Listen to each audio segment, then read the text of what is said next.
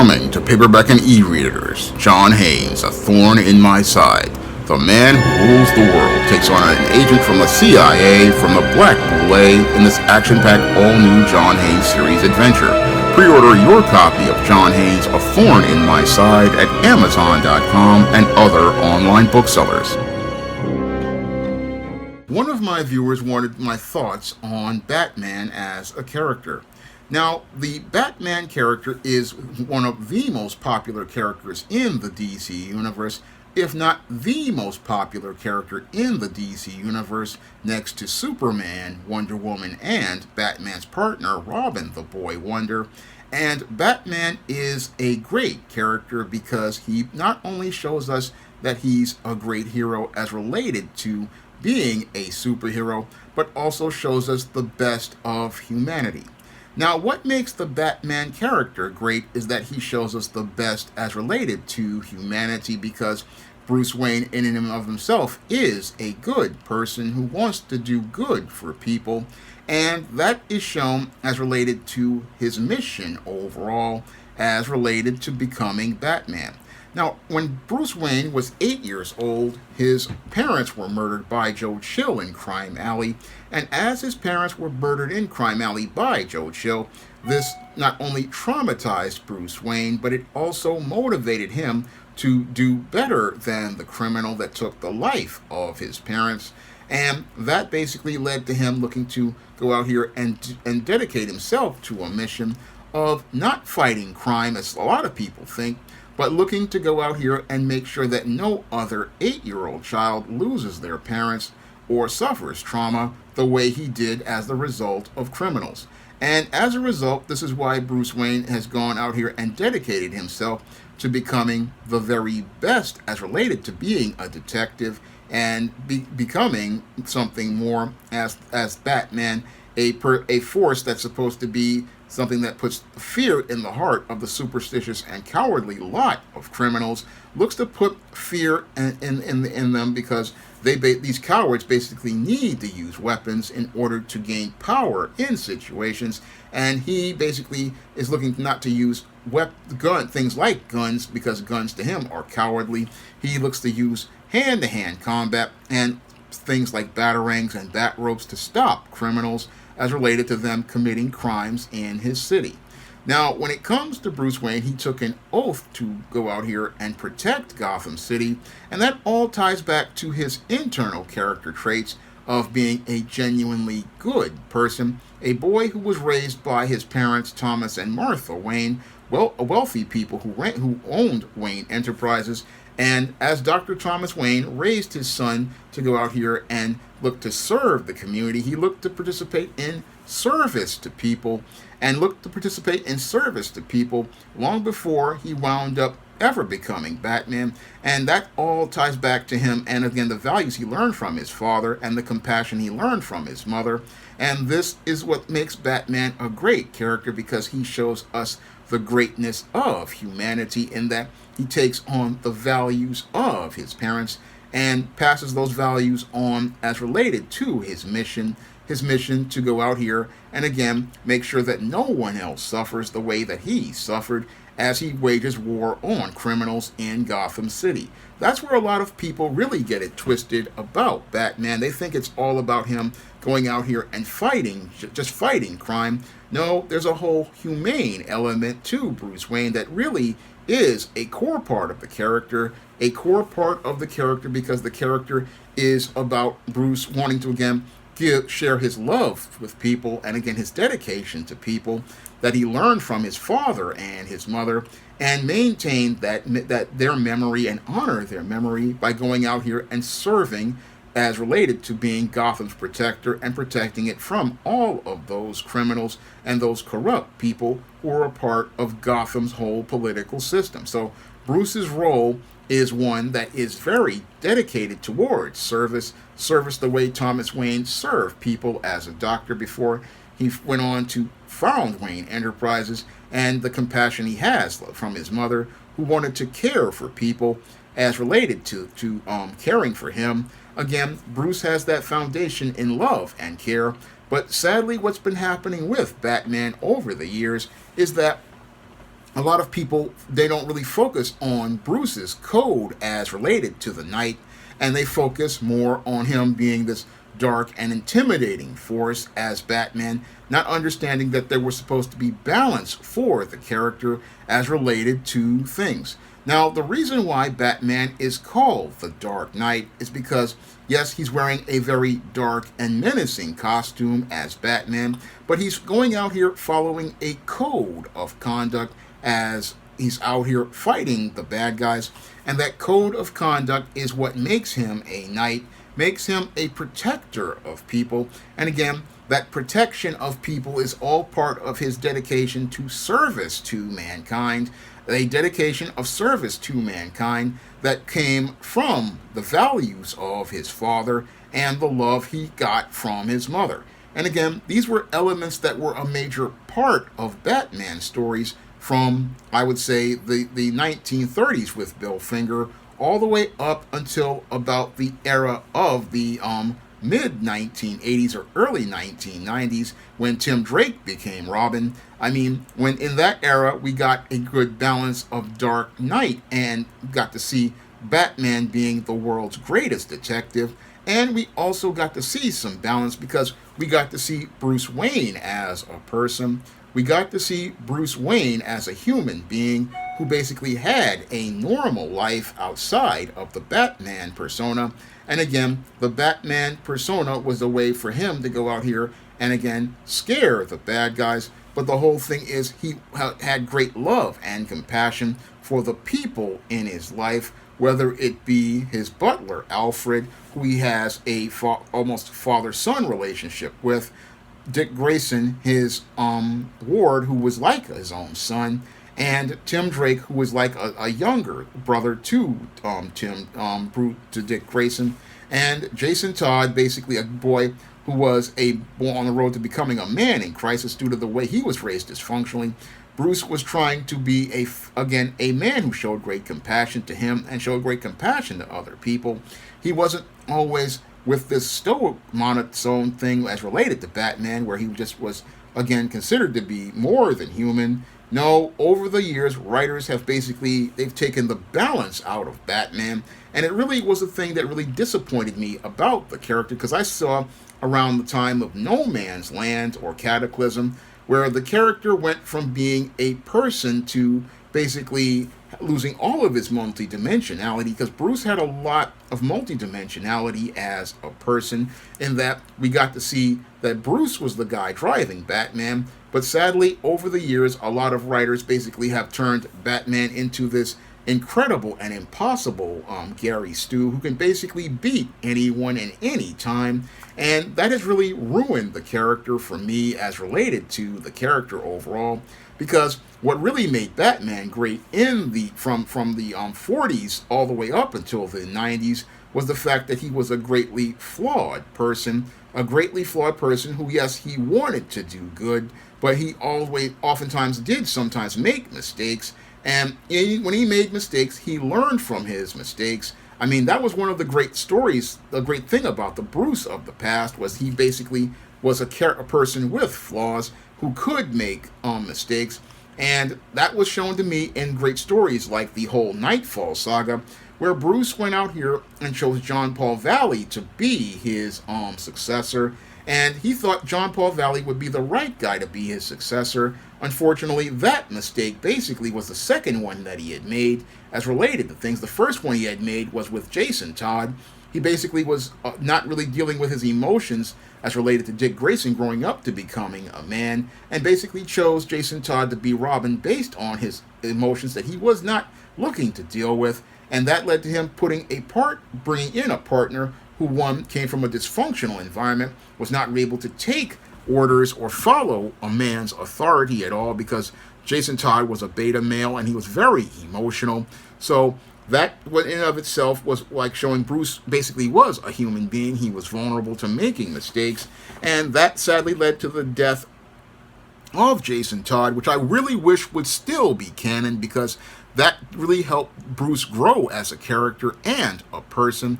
And that mistake in and of itself, I always thought was one of the great things that gave Batman some flaws and some texture and really gave him something to grow on.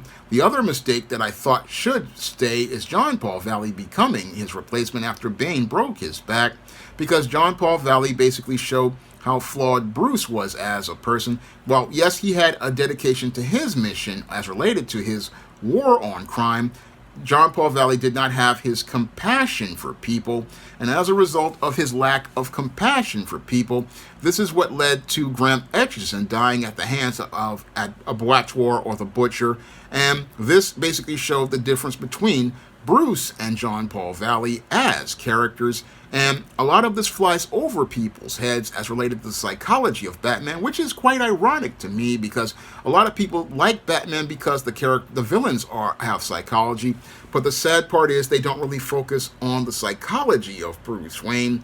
They don't really focus on the psychology at all as related to his complexity, and a lot of writers, what they want to do, and even the animated writers, they wanted to say that Batman is the person and Bruce is just a persona, but I see it the other way. I see it as Bruce being the person and Batman being the persona, and Bruce basically is the one driving Batman, and the whole thing is that Bruce is the one who is struggling with things as related to people, because the whole thing is he is, again, still dealing with the passing of his parents, but he doesn't really he really wants to, again, love people and do what's right for them. So there's a lot of internal struggles, but a lot of writers don't really explore that at all.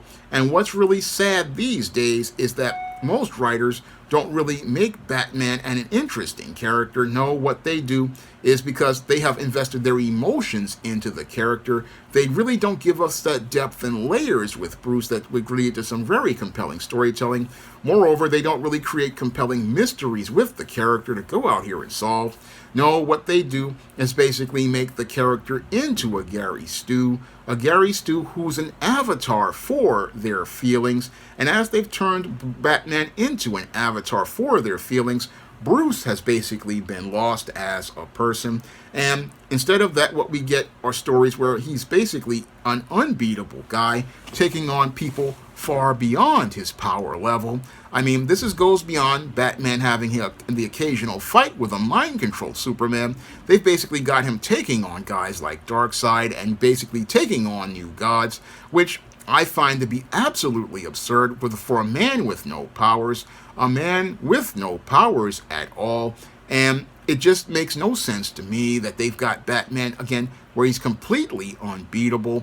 And it really ruins the character, because what really made the character great were all of those human flaws as related to the character. And again, all those human flaws are the thing that really drew me into the character, and I really loved watching Batman, the animated series, and Batman Beyond, because they really delved deep into the psychology. Now, they did do that whole, again, Batman is the person and Bruce is the persona thing on Batman, but the whole thing is, I always saw it as Bruce basically being the person and always being the person, and that was shown to me in that first opening scene of Batman Beyond. It was shown to me in that scene of Batman Beyond where he basically is forced to take up the gun to defend himself, and that's where he realizes he can't be Batman anymore, not because of old age, but because it took him back to that time when he was 8 years old, and he realized how powerless he was. And as he was powerless, he basically looked to use this gun the same way that the criminals used it.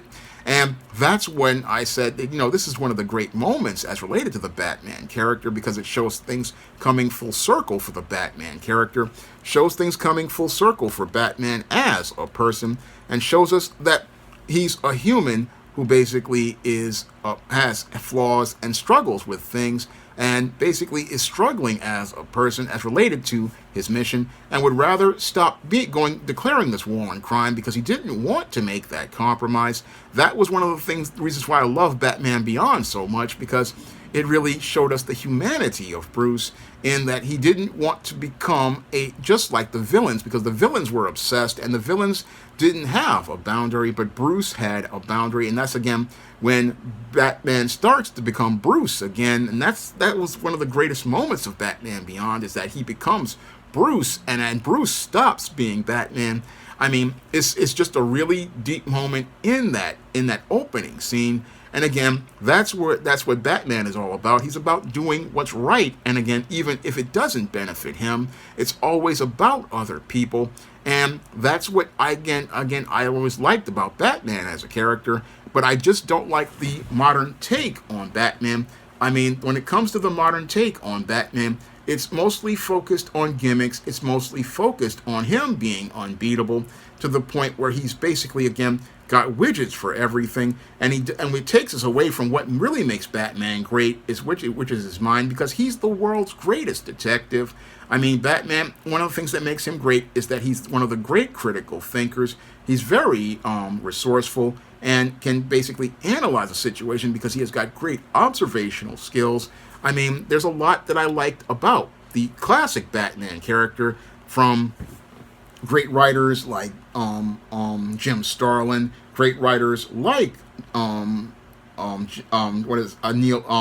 O'Neil, and many other great writers. I mean, those writers, again, and yeah, I'll talk about Doug Moench and many other great writers. I mean, they showed us a Batman who, again, and let me not forget Alan Grant, the late Alan Grant, who was a master writer, and he did the Batman run with the late Norm Breyfogle. Both of them, when they were alive, created a masterpiece run in the late 80s and early 90s. I was glad to get a lot of those books during the Batmania craze, and I've got them in a milk crate right now. Just absolutely fantastic books. And if I ever got the chance to write Batman, I would love to just go back and bring Bruce back as a character, give us Bruce as a part of Batman's world, and show that there's a life for Bruce at Wayne Enterprises. There's a life for him as relationships with Dick and Tim Drake. And yeah, there ain't gonna be no Jason Todd if I write Batman, because to me, he should have stayed dead. And basically show that world with those characters as related to their personal lives, but also show the relationships he has with Commissioner Gordon and Selina Kyle, and even many of his bad guys. I mean, I want to go back into that type of psychology, the same type of psychology I basically use in many of my John Haynes and Isis and Esteem stories, because one of the things that influenced me to write was seeing the psychology used in Batman the Animated Series, and seeing how you could apply psychology to characters. And if I ever got the chance to write Batman, I want to get the character back to getting some balance, because Bruce isn't Batman all the time. I mean, he's Bruce Wayne for part of the day, and he's basically Batman for a couple of hours a night as he's doing an investigation.